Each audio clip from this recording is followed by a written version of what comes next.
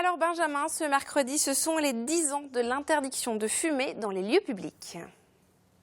Ben oui, c'était le 1er février 2007 et du jour au lendemain, il est devenu interdit de fumer dans les gares, dans les établissements scolaires, dans les restaurants, bref, dans à peu près tous les lieux publics. Et 10 ans plus tard, chacun l'aura remarqué, c'est globalement entré dans les mœurs et largement respecté. Parlez-en à un jeune aujourd'hui, il aura du mal à imaginer qu'il y a 10 ans, on pouvait fumer à l'hôpital.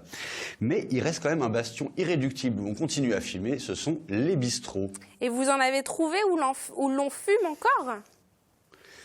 Et oui, figurez-vous, notre journaliste Jacques Chanteau est allé, au péril de sa vie ou presque, rencontrer ces patrons de bars bretons qui veulent pas passer aux non-fumeurs. Alors bien sûr, c'est pas dans les grandes villes, quelque part entre la mairie et le commissariat qu'on en trouve le plus, mais plutôt dans les petites communes rurales. Niveau explication, c'est très simple, un bistrotier nous explique que tant que ça gêne personne, on fume.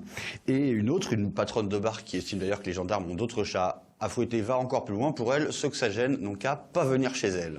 Et pourtant, ça coûte cher.